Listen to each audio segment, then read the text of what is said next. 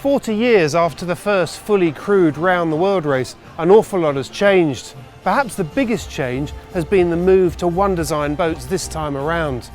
One design boats where everything is exactly the same, from the rigs to the number of buckets on board. But there's another big change that's happened, and that's the way the boats are maintained. In your car's glove box there'll be a service manual, but a Volvo 65 now has the same. This is what's in their glove box, a full maintenance programme for the entire race. But there's yet another key difference.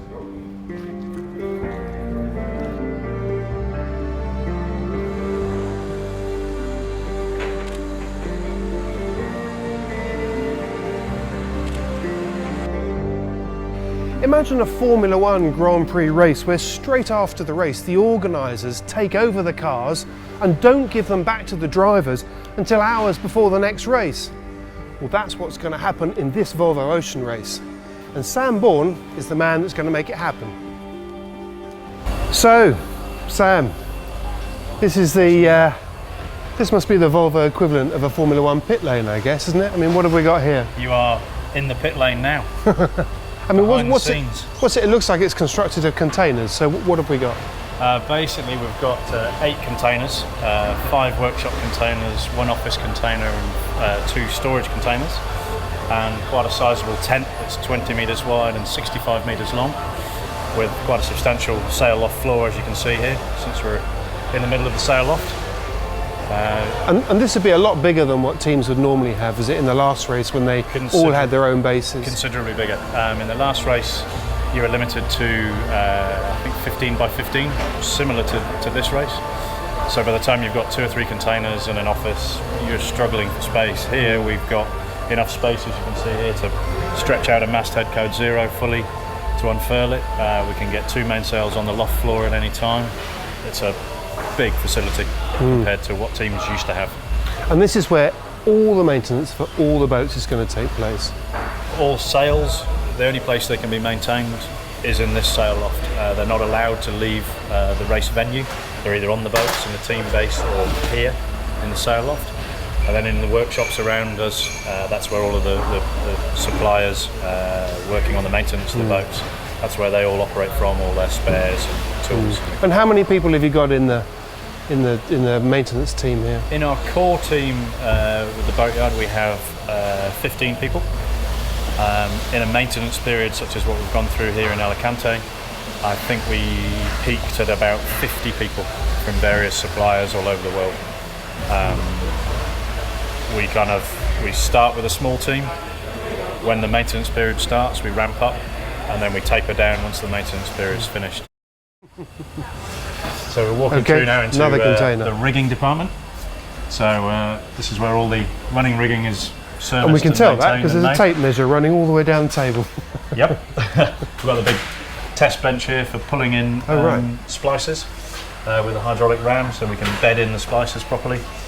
Now we go on through to the engineering container. Again, we're set up to be able to handle most tasks that may come across our door, with the lathe, the mill, the drills, the grinders. In here we have most of the dirty work, keels, winches, hydraulic systems, servicing. So we've got quite a lot of spare components and a lot of workspace. And how many people work in here when it's going full? Last week we were really busy. Really? We had probably about 12 in here at one point. It was busy. But we all work harmoniously together.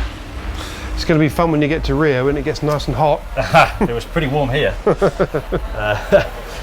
we've got parts washers for washing all the greasy components. Alvaro playing with oil. And into the sail loft.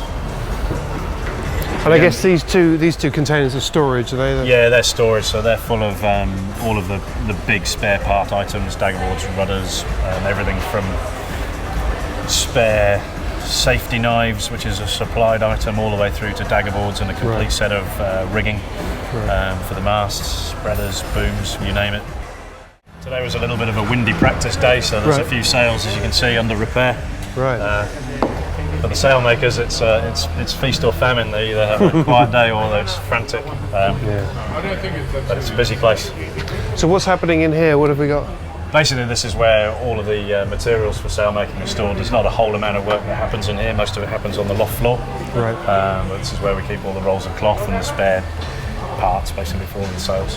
Yeah, it's amazingly organised and sorted. But I guess once again, that's one of the key things about it being a one design is you're not looking at thousands of different components. Yeah, you can really you can be much smarter about your inventory because we know that there's only one type of head ring on the mainsail.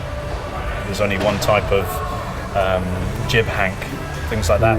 And there's only one type of sailcloth that we're going to use. It really does interesting. Limit the amount you need to spend on materials. Yeah. There can be little doubt that the one design nature of this race has meant some really big changes. But perhaps one of the biggest changes of all just might be that we finish a 39,000-mile race with a fleet of Grand Prix boats, all with a full service history.